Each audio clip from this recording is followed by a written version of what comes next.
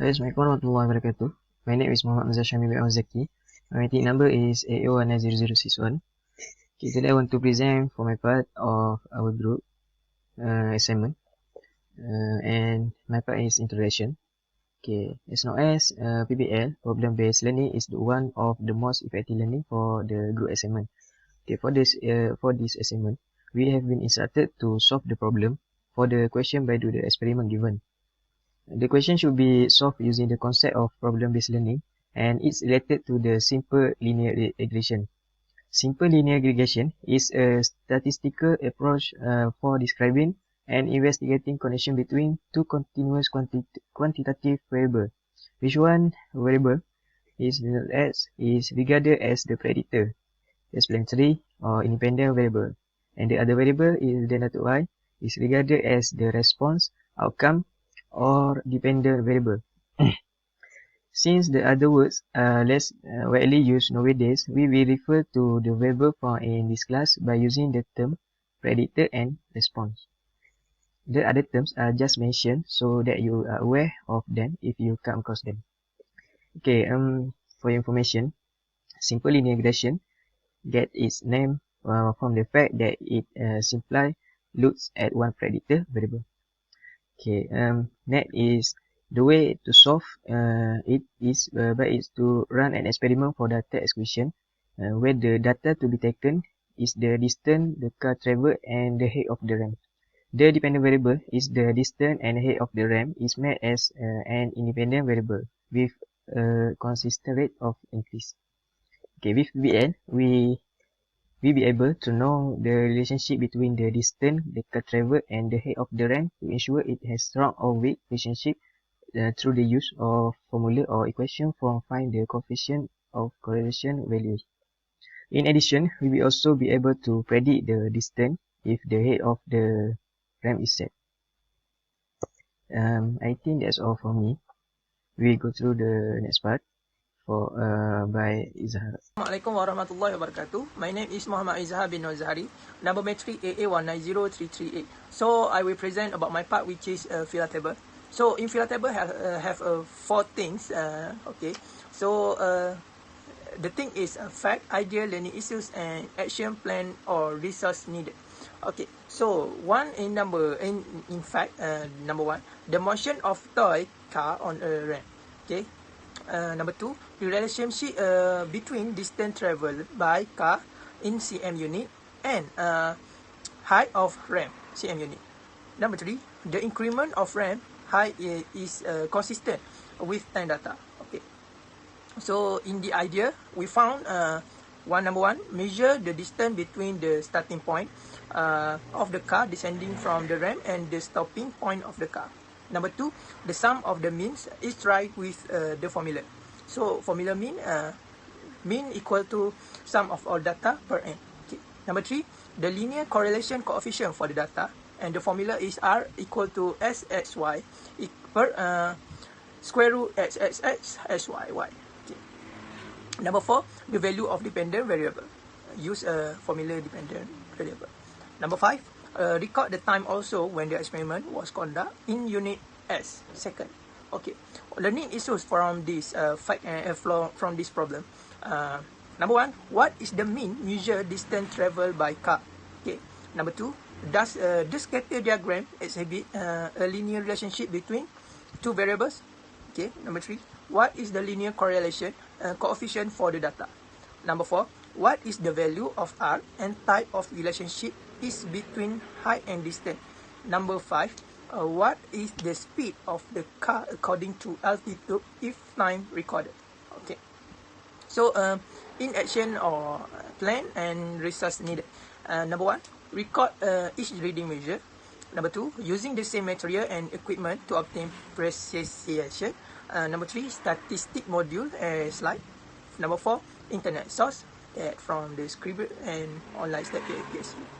Okay, so that's all from filler table part. So for the experiment, we use a toy car, pencil, inch tape, and then we use a rule to measure it. Okay, and then we use a box with a mark 3 cm for each increment. Okay, so that's all. We start to the experiment. So first, mark each increment on a consistent value basis, and our group use rate of increase of 3 cm per haze. So start with 3 cm and put the car on ramp and let it go to the ground. Okay, so when car stop, mark the back of the car as a stopping point. Then measure the distance between the start point where after the car descend from the ramp with the car stop. Repeat the same step 3 times and write in the table for section 1. Try 1, 2, and 3. After that, change the head to 6 cm and put the car and let it go again to the ground. Okay. So, yeah, repeat it. Okay. Okay, so after that, use the same step, which is when car stop, mark the back of the car as a stopping point. And then measure the distance between the start point where after the car descend from the ramp with the car stop. Okay, so write it to the table for the data and try 1, 2, and 3. Change head to all data. Okay, Assalamualaikum warahmatullahi wabarakatuh. Nama saya Muhammad Faris Farhan bin Rahimi, nombor metrik AA 190839 dan saya dari Seksyen 7 untuk subjek statistik. Okey, untuk video pada hari ini saya akan bentangkan untuk kerja grup PBL statistik. Jadi saya akan bentangkan untuk bahagian saya pada bahagian problem and solution. Okey, so saya akan mulakan pembentangan saya. Okey, saya akan bentangkan untuk bahagian problem and solution.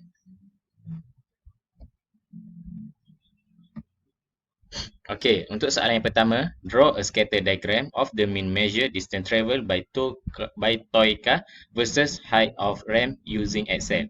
Okey, so ini ialah table yang telah saya lengkapkan di mana ketinggian ramp saya ambil 3, 6, 9, 12, 15, 18, 21, 24, 27 dan 30. Okey, di dalam soalan menyatakan distance travel saya perlu melakukan sebanyak 3 kali percubaan. Jadi saya hanya ambil mean daripada 3 percubaan tersebut. Maka inilah distance travel berdasarkan ketinggian yang berubah. Okey.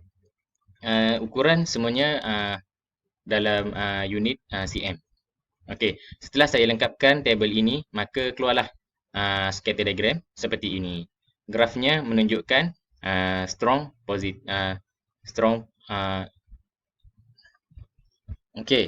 sambung. Grafnya menunjukkan strong relationship kerana data-datanya berada dalam keadaan rapat. Okey, selesai untuk soalan yang pertama. Saya beralih kepada soalan yang kedua.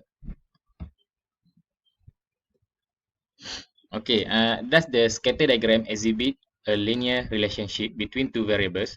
Please write an interpretation of that diagram.